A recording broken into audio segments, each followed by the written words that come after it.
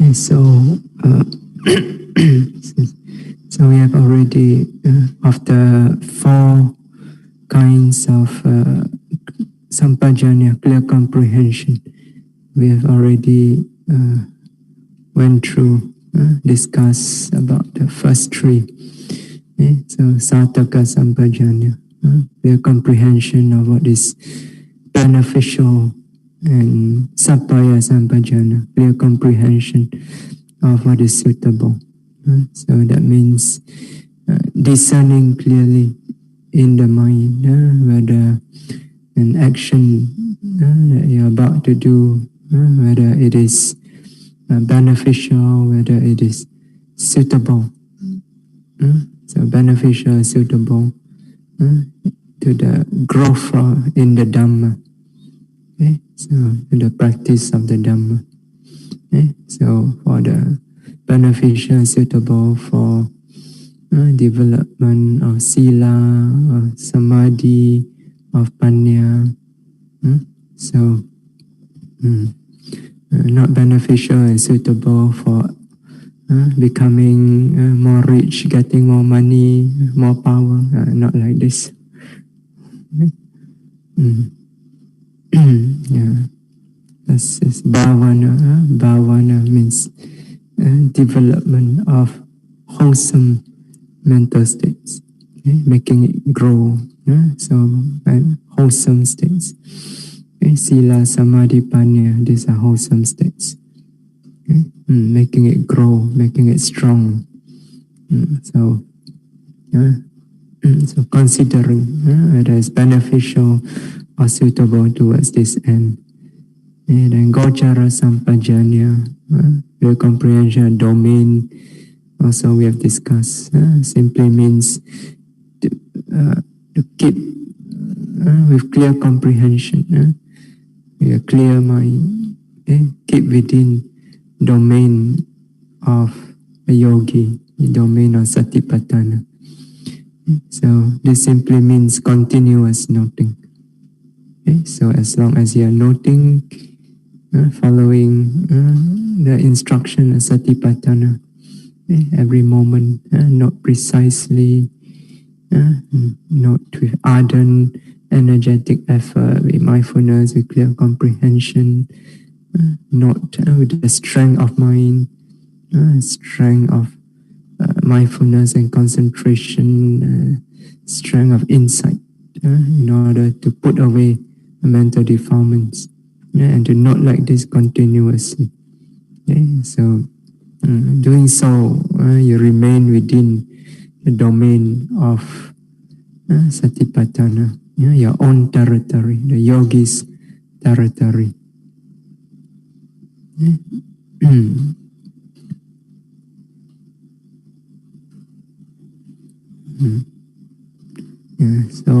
So it simply means continuous practice. Okay. So then the last one, the last clear comprehension is asamoha sampajanya. Okay? So clear comprehension of non-delusion. Okay?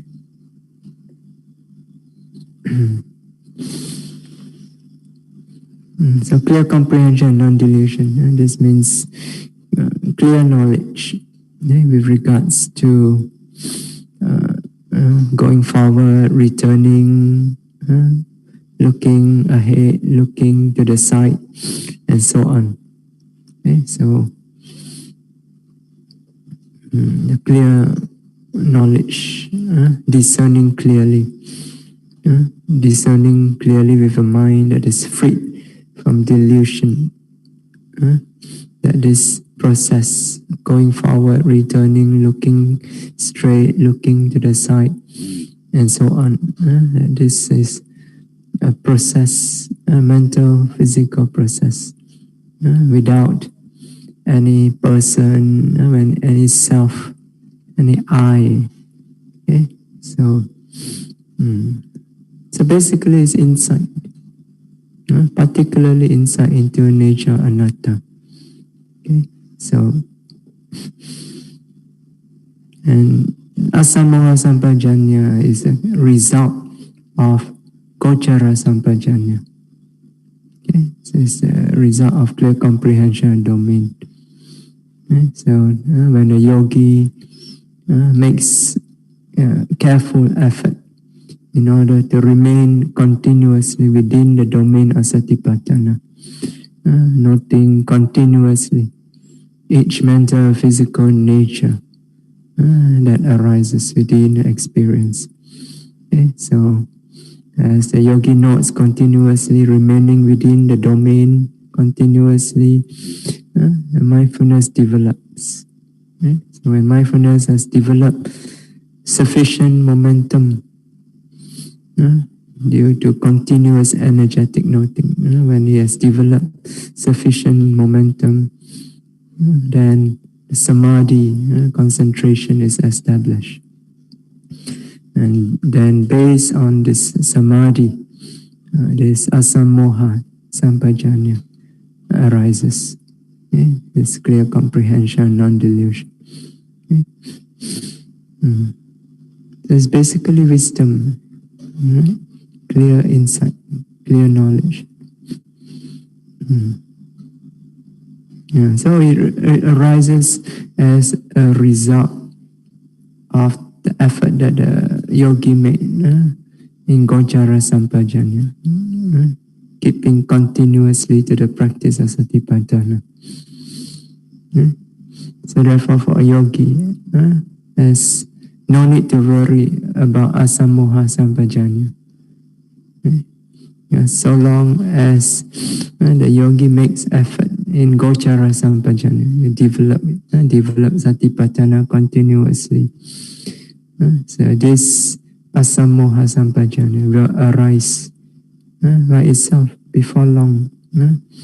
Once you establish, you develop the strength of mindfulness and concentration, this asamoha sampajanya will arise before long. And once it arises, the yogi will be able to discern clearly that in this process of going forward, returning and so on, there's just mental physical process present. There's no person, no self, no I, no soul.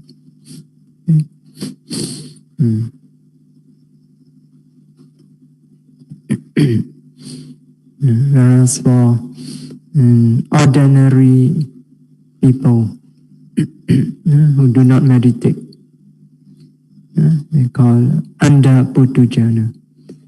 So there are two kinds of putujana, ordinary worldling. There are two kinds. There is anda putujana, blind ordinary worldling. And then there is kalayana putujana, noble or good ordinary worldling.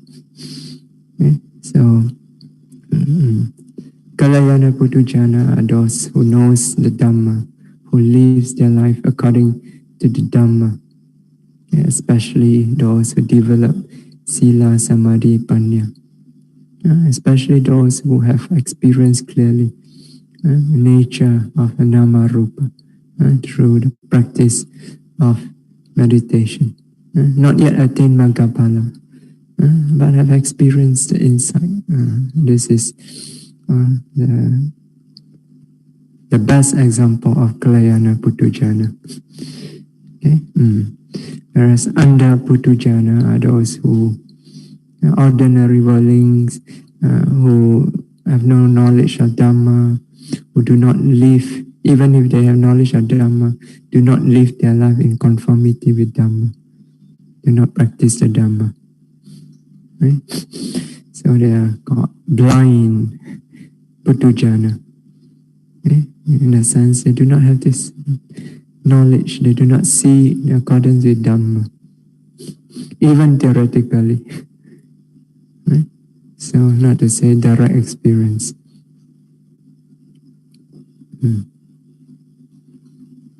So those blind ordinary worldling who do not meditate, so because they do not keep within the territory of Satipatthana. Okay? Do not note continuously. Okay? So, so because of that, they are always outside the domain. Why is outside the domain? You remember? Outside the domain of Satipatthana will be the 5 kinds of sensual objects, sensual enjoyment of the 5 kinds of sensual objects. So, which give rise to the Mara Kilesa, Kilesa Mara. So it leads you straight into the hands of Mara. Okay? So this blind ordinary worldling, they live in this domain all the time. Okay? So they are in the clutch of Mara all the time. Okay? In the stranglehold of Mara all the time. Unable to escape from Mara. So because of this, needless to say, they do not possess this asamoha sampajanya, clear comprehension, non-delusion. Therefore, when they are going, when they are walking, going forward, they feel the discern clearly nature of this act of going forward as it really is. Okay, because they fall under delusion. Okay, that there is someone here, somebody here behind this act of going forward. Okay, there is a self here. Okay? So in their mind, they are thinking that it is a self that goes forward. Right? Yeah, of course, for most people, it won't be verbalized in this way. Okay, but there's just a sense in the mind, okay, that there is a self here that is going forward. Somebody here, a person here going forward. I go forward, they identify as the I. Okay? There's a sense, right? When you are not meditating, that you are going forward. Even for yogis also, when you're not meditating, right? You have this sense. So you have this sense, the self is going forward. And sometimes you have this sense that, why is it going forward? Because of me, because of the self. Going forward is caused by the self. It is the self that caused this body to move forward. So there's this idea in the mind, whether consciously or unconsciously, verbalized or unverbalized.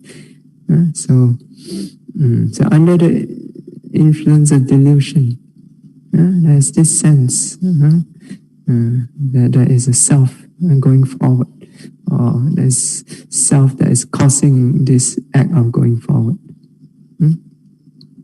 Yeah, and you really believe it. You really believe that there really is somebody here, a person that goes forward, a person that is causing this movement of going forward. Yeah, so those who do not meditate, so you fall under the delusion, and you really believe it. There is this person here. Okay? You really believe that this person really exists. Okay? Right or wrong?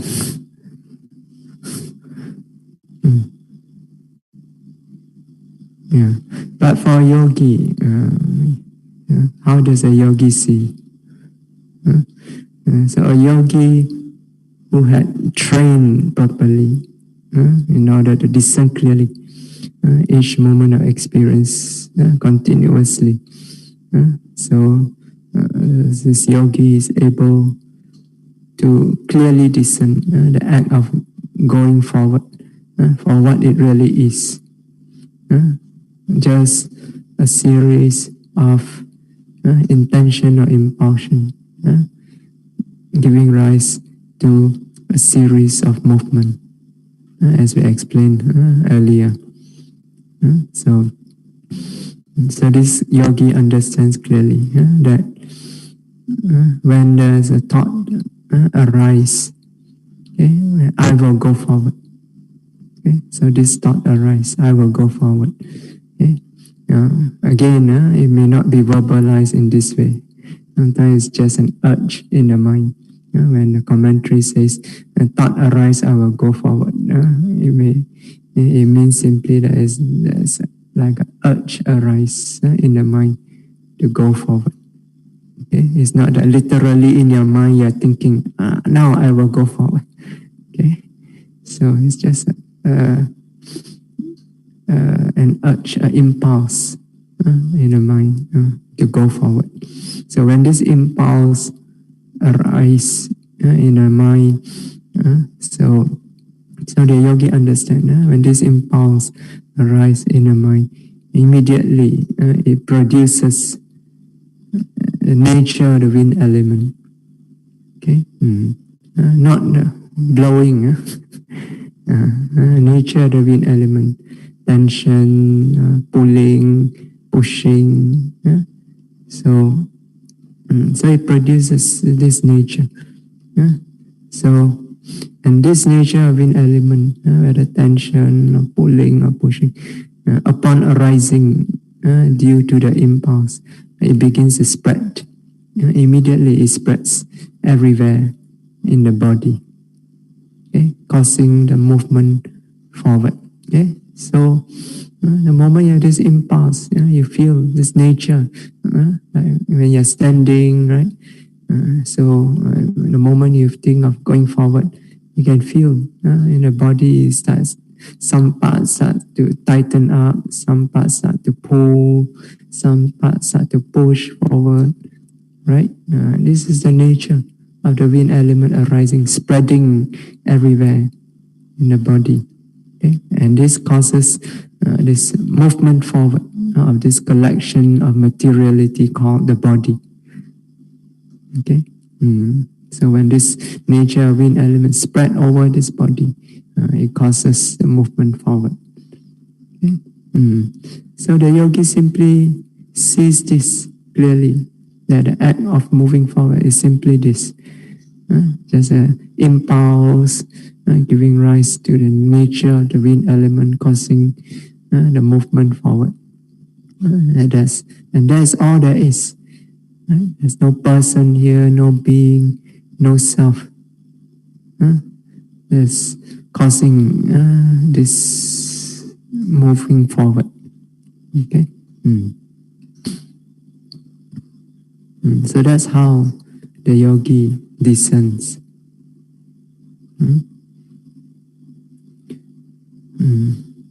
This is clear comprehension of non-delusion. There's no delusion at all in the mind that there is a person or a being or a self here. That's just the process of nama rupa.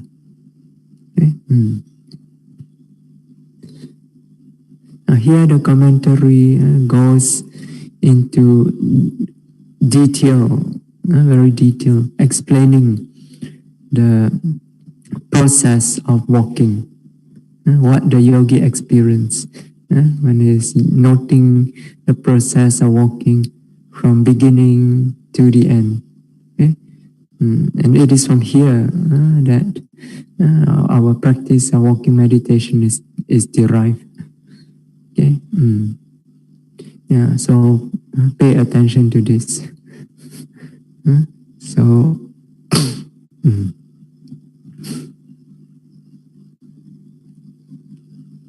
But first, before we go into the explanation or commentary, first you need to understand in brief about the nature of the four elements. What are these four elements? So the wind, fire, water, and earth element. So wind element, when we say wind element, is simply the nature of support. Okay? Not literally wind blowing. Okay? So it's the nature of support. Okay? So it manifests as like tightness, tension, pulling, pushing, which causes motion, and which also supports the body. Okay? How is your body supported so that it remains upright? Because there's this force, tension, tightness, pulling, pushing, holding the body up. That is the nature of the wind element.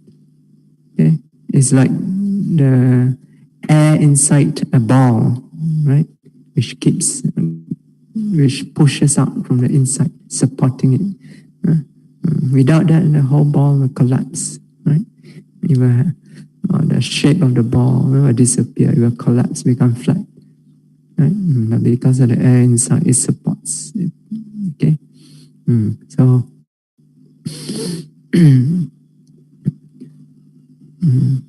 So material nature, such as this support, that's the wind element. Okay? Then fire element means element of temperature, heat and cold. Okay? So both wind and fire element, they are light in nature. Light, okay? Not heavy, light. Okay? And then earth element is hardness and softness. Nature of hardness, softness, sometimes roughness, smoothness also. Okay. Then water element is element of cohesion, binding, or flowing. Okay. So flowing is when the water element is strong.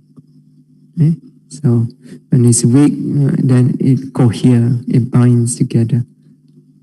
Okay? Just like hardness and softness also. For earth element, when earth element is strong, it is hard. When it's weak, it becomes soft. Okay? These are just relative quality. Okay? So hardness and softness are actually just relative quality. Basically, it's all hardness. Okay? But when the hardness is weak, then you experience it as soft. Okay? But basically, it's still this quality of hardness. Okay? Very weak quality of hardness. Okay? So water element also, when it is strong, it's flowing, fluid. Okay? But when it's weak, it doesn't flow so much. It binds, it coheres. Okay? So both earth and water element, they are heavy in nature. Okay? Yeah. So fire and wind, they are light. Earth and water, they're heavy. Okay. So now you understand this, then we go back to the commentary. So now according to the commentary, when we are walking, when we are lifting up, when the foot is lifting up, okay? So the fire and wind element are excessive and strong. Okay? Whereas earth and water element are deficient and weak. Okay? Yeah. So wind and fire element, they are excessive and strong. And so because fire and wind element, they are light in nature. Right? So when they are strong, when they are excessive, you feel them predominant. Right? They're very clear. So that's why when you lift up, you feel lightness. You feel buoyant, right? Like sometimes when it's very clear, it's very strong, it's as if the foot is like floating up, like on a cloud, go up, right? So, so but according to the sub-commentary, so in lifting, although both the fire and wind element are excessive and strong, but in lifting, when the foot is lifting up, the fire element is dominant, whereas wind element follows behind. That means it's secondary. So this means that the lightness of the fire element is more prominent than the wind element. Okay? But in actual experience, the yogi simply experience it as lightness. Okay, so you don't worry whether this lightness, is it wind or is it fire? Don't care. Okay, so you just, if you lightness, just lightness. Yeah. More than that, you are thinking. Okay, you experience things as it is. So what is there? There's lightness. So know it as it is, lightness. That's all.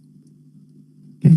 So don't go, what is this, how is this, why is this, no need. Okay? Lightness is just lightness, simple. Okay? And then,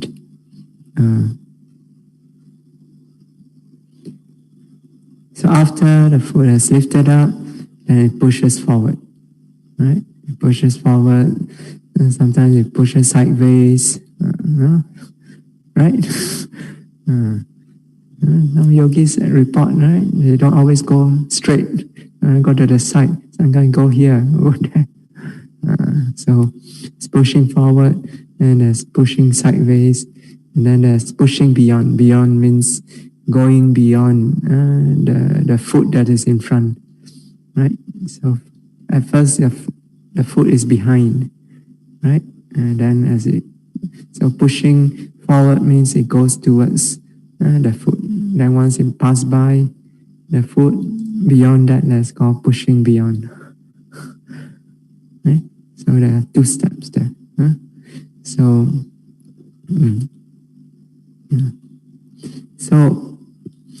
so in this three process, when pushing forward, pushing sideways, pushing beyond, again, it is the fire and wind element that is excessive and strong, and whereas earth and water element still deficient and weak. Okay, but now, unlike when lifting, so it is the fire element that is dominant, whereas the wind element is secondary. Okay? But in pushing forward or sideways or beyond, it is the wind element that is dominant, whereas the fire element follows, is secondary. Okay? So therefore, in pushing forward, sideways or beyond, is the nature of the wind element usually becomes more prominent. So usually it's here that the yogi feel the sensation of pushing, or tightness, or tension. So this nature become prominent. Okay? So lightness may still be experienced. Okay? Because both, remember, both fire and wind element are still excessive and strong. So both of them are light. So in pushing forward, also sometimes yogi may still experience the lightness. Okay, it's more of the wind element, the lightness of the wind element. Okay, yeah. Now, just because we said that a yogi will feel the nature of the wind element, the pushing, the tightness, the tension. Just because we say that this will be dominant, you feel it. It does not mean that you will feel it very, very tight or pushing very, very hard, or it's very, very tense. Usually the sensation is just very slight. Okay? Just a slight sensation of pushing or tension or tightness. Yeah. That's why your mind, you have to train your mind. When you note, you have to be focused, to be clear, to be sensitive, in order to pick up this very slight nature. If you chin-chai no superficially on the surface, you report nothing, pushing forward, nothing. So you have to be really very focused, clear and sensitive when you're noting. That's why it's meditation. Walking meditation is not just to fill in the time in between sitting meditation. It is meditation.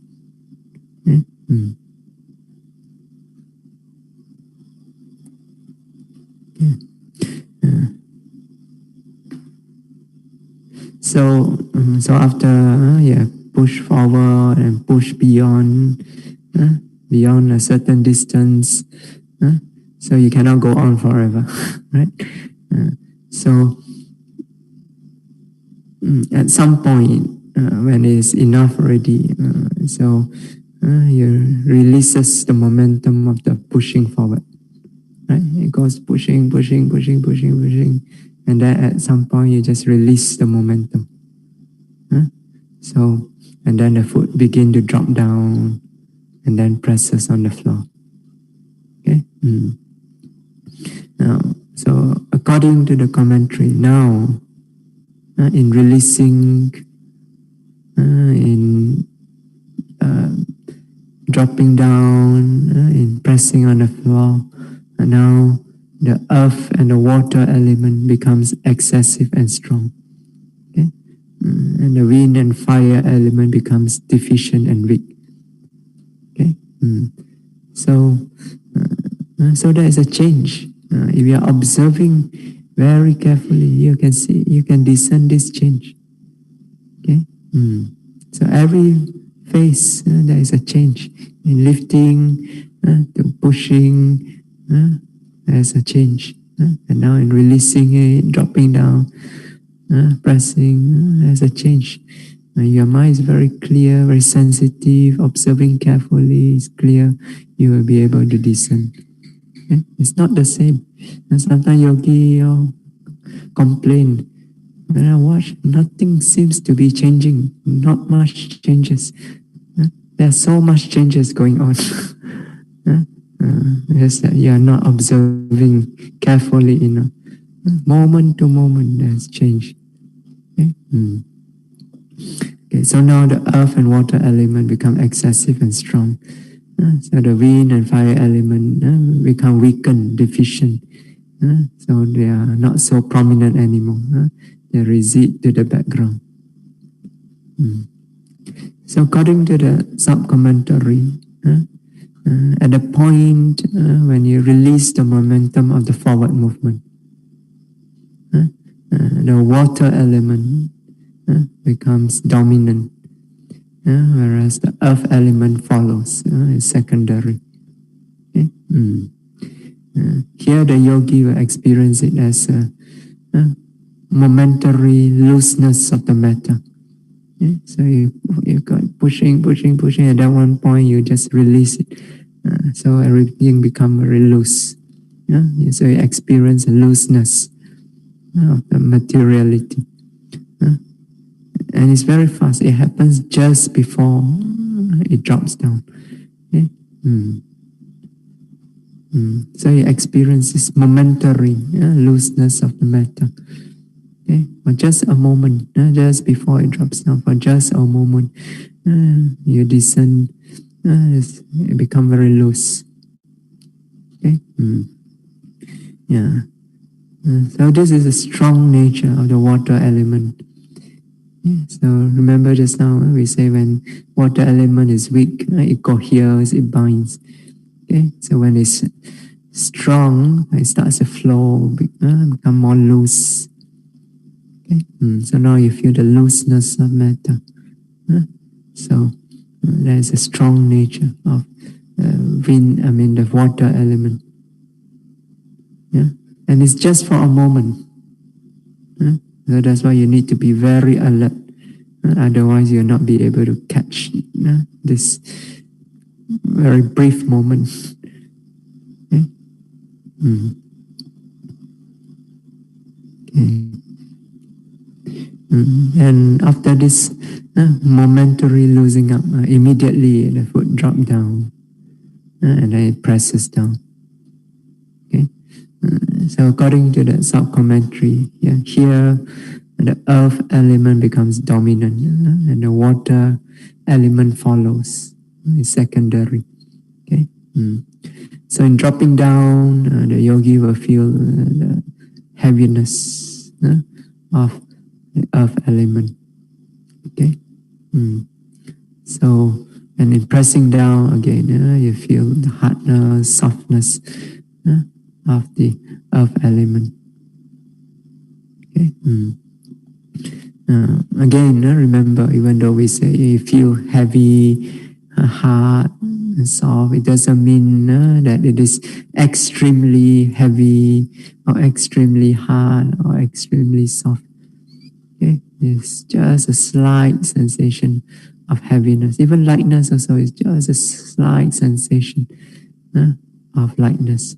Okay, unless sometimes it does become very prominent and you feel like it's floating up. Heaviness also sometimes can become very prominent. Then you feel like there's a heavy weight tied onto your foot. Sometimes you can't even hold it. It's not to share and pop. So, but most of the time it's just a very slight sensation. So you need to be very alert and sensitive to discern it. Okay? Otherwise, again, you report nothing, no sensation, cannot see. And so when lifting, and the foot is lifting up, so the yogi, if you discern carefully, you note carefully, then you experience or discern the lightness. This lightness is that of mostly that of the fire element. Okay, lifting, floating up. So and moving forward or moving to the side or moving beyond, then you feel the nature of the wind element pushing, tightness, tension, and so on. Okay, so when releasing, the momentum of the forward movement is released, you feel the nature of the water element in a sense of looseness of the materiality. Okay? And then when dropping down, pressing, you feel the heaviness, the hardness and softness of the earth element. So this is what the yogi experienced when noting carefully the process of walking from beginning to the end. Okay? So in actual experience, in actual practice, of course, the yogi experienced much more than just this. Okay, so the commentary here just explained in actually quite generally. Okay, there's much more than this. For example, before the foot lifted up, you may feel a sensation of pressure, right? Hardness, stretching, and so on. So the description and commentary is still very general, but it gives you an idea of what the yogi discerns during the practice. Okay, or what the yogi is supposed to discern during the practice.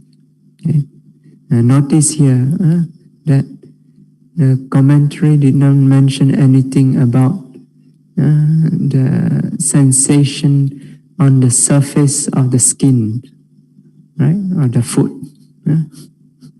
whether on top or below. It didn't mention anything about this. Right?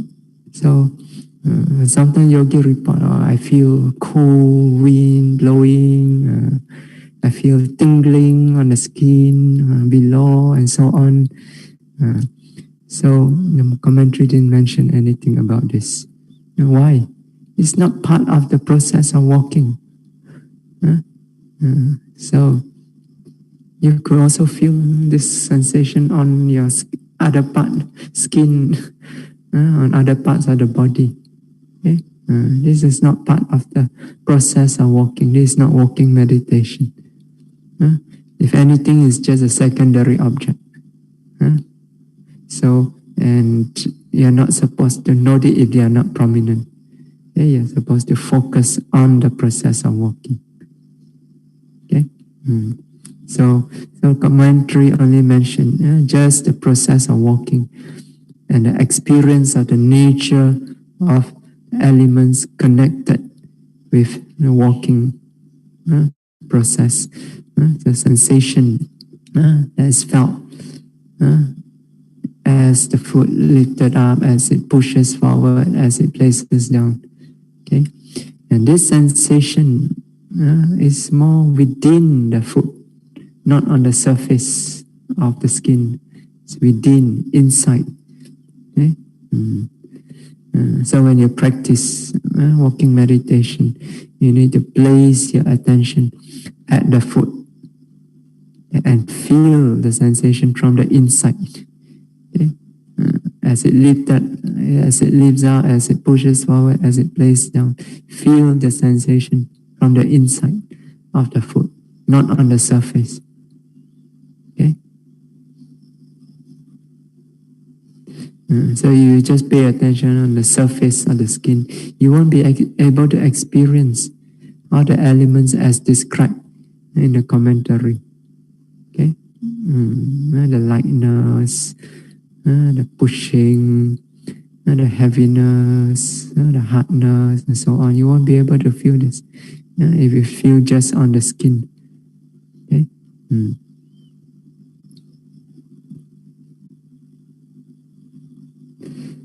Now, some yogis, they report about experience of particles, right?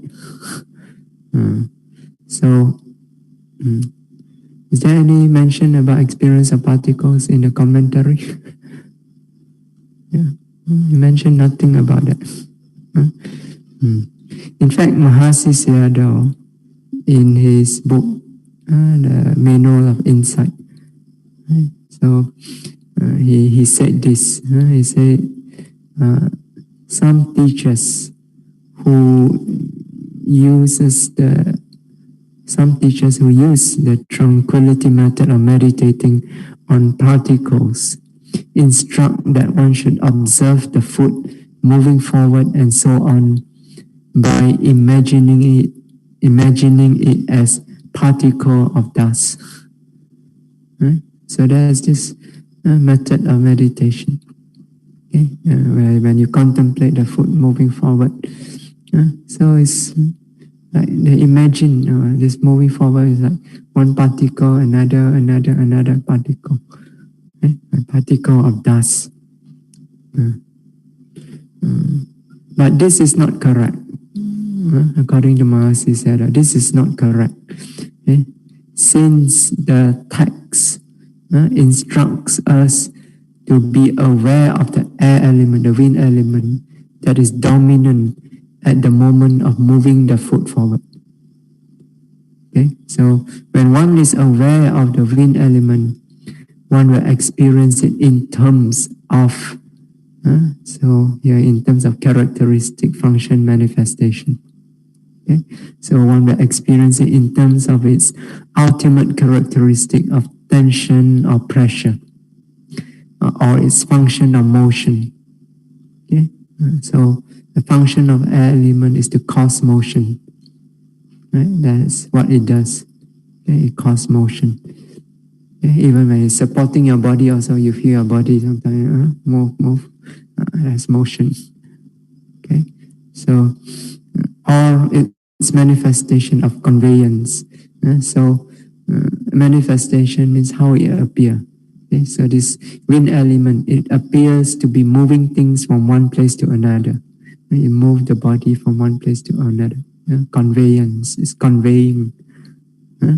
So to experience the wind element means to experience it in terms of its characteristic, function, and manifestation. Okay. So the Sayadaw says, if one understands any one of these three aspects, characteristic, function, manifestation, then one's awareness of the wind element is accurate. Okay? Knowing the form of the food to be particles is actually a concept, not ultimate reality. Right? So this is what Mahasi Sayadaw said. Now, however, if a yogi experience, for example, nature of a wind element, pushing, right? You experience it in section, one pushing, another. Okay, and sometimes your noting becomes so refined that the section becomes smaller and smaller. Then sometimes this small section, it might appear to the yogi as if it's a particle, right? One after another, very fine. In this case, this is correct. Okay, this is not something imagined. Okay, this is actually you're experiencing the nature of the wind element directly, but it's so refined, it's occurring continuously, one after another. Then it might appear as if it's like a particle. Okay. But if you see it in your mind, then that's imagined. Okay. So sometimes experience of reality comes with concept. So before Banganyana sets in, there always be concept that when you experience reality, still the mind form an idea of it. Right? So when you are watching this very fine section of the wind element one after another, so for some yogis, and they may start to have this idea appear. These are like particles. Okay, so but they are very clear that they are experiencing this. Okay, so sometimes I question, what is this particle? Then they can report clearly. They can answer clearly. What is it? That these are just refined, pushing one after another. If I ask you, what is this particle? You cannot answer. Then go and note some more.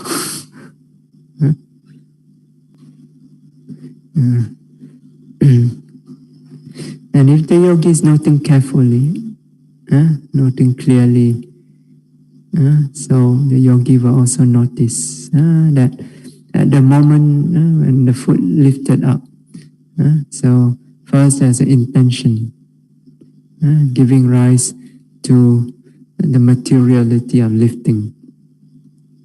Okay? So there's intention, and then there is the materiality of lifting. Okay?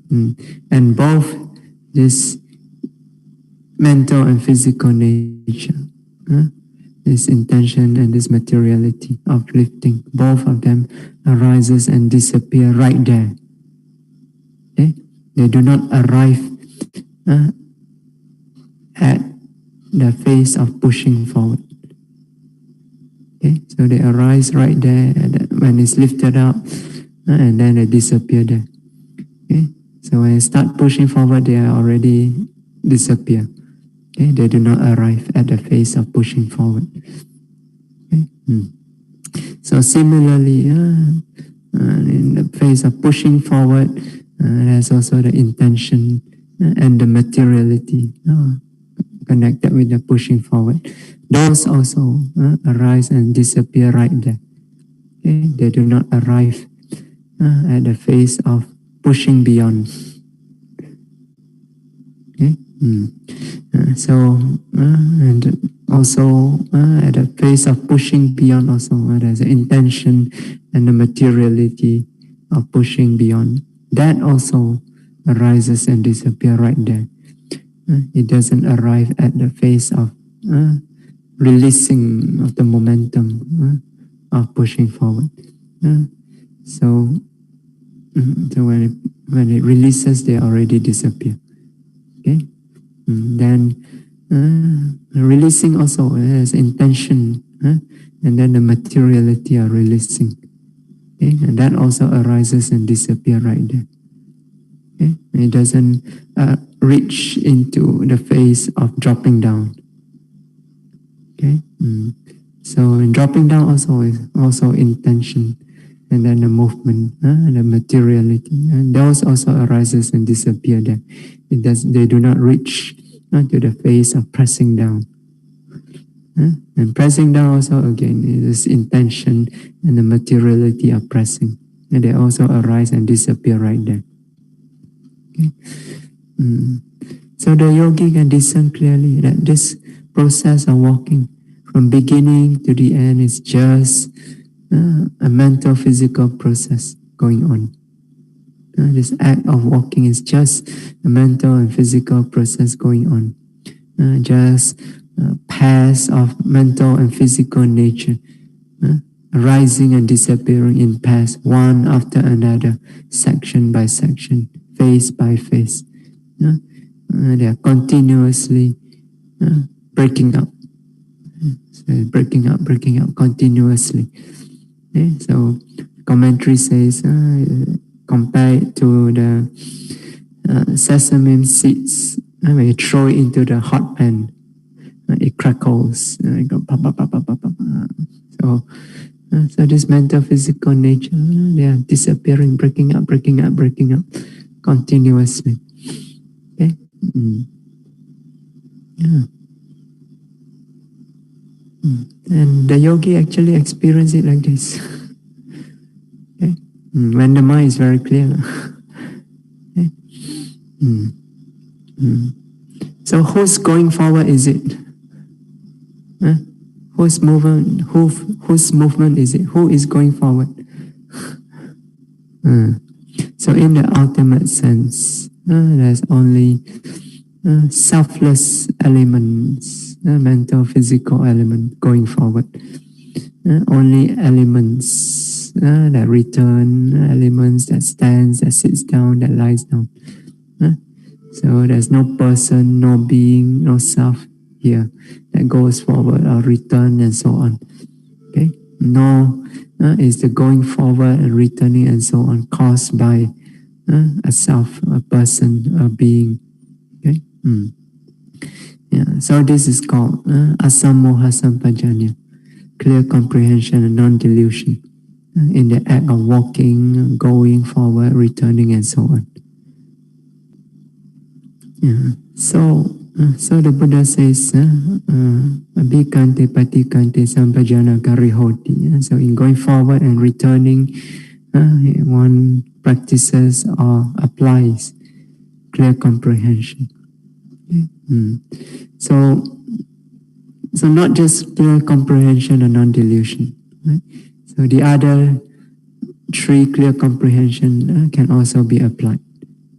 Right? So when before going forward or before returning, you can consider with a clear mind whether it's beneficial to go forward or return, whether it's suitable to go forward or return. Okay? And then clear comprehension of domain.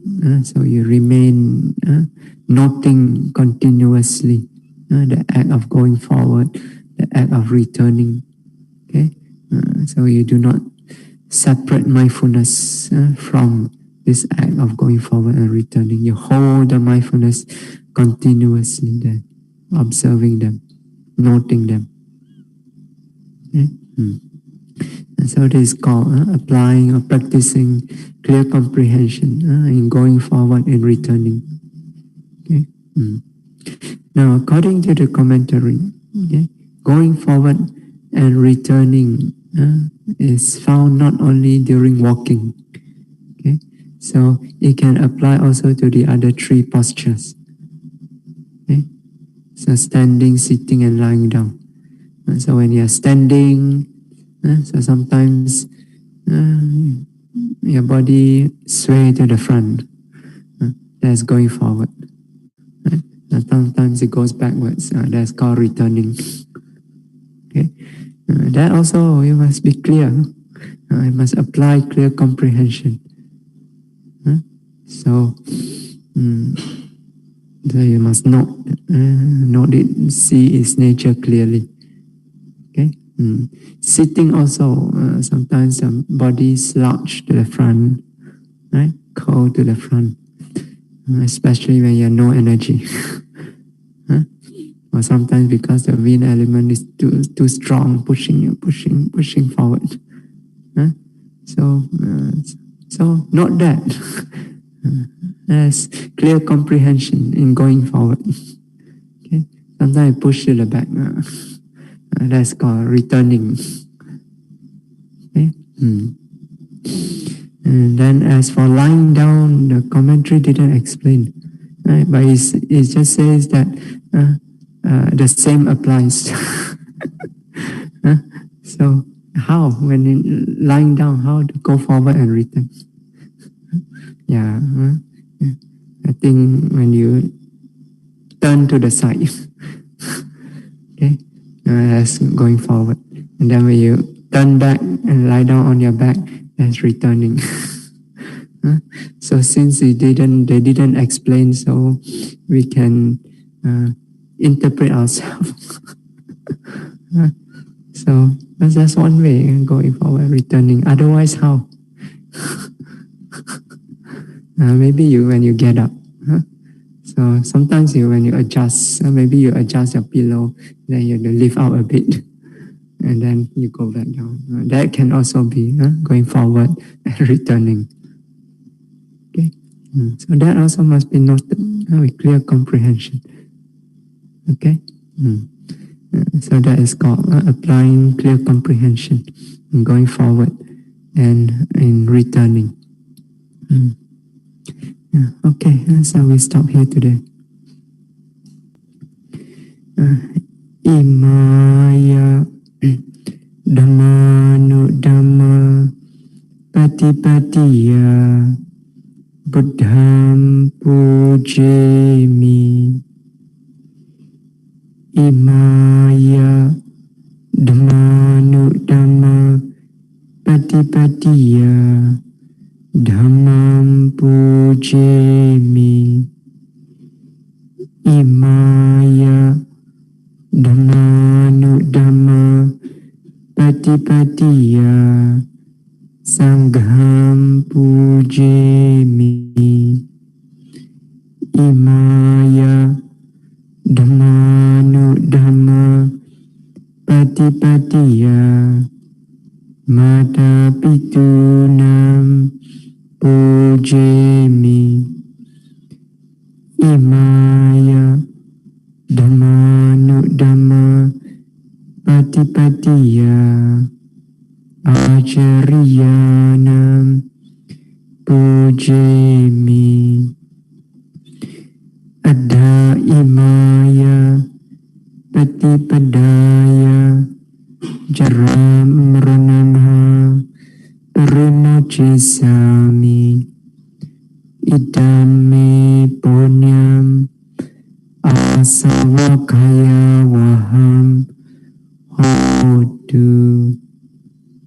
Idame Punyam Nibbanasa Pachayo Hotu.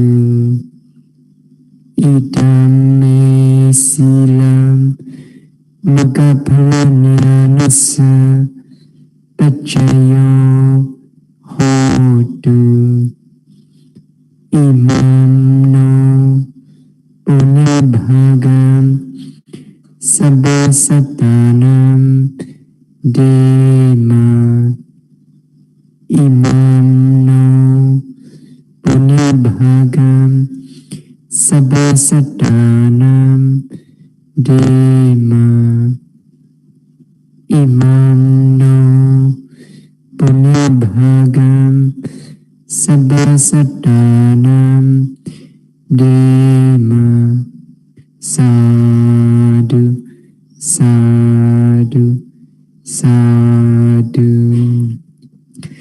So may all of you be well, happy, and peaceful always. May all of you be always healthy, safe, and strong.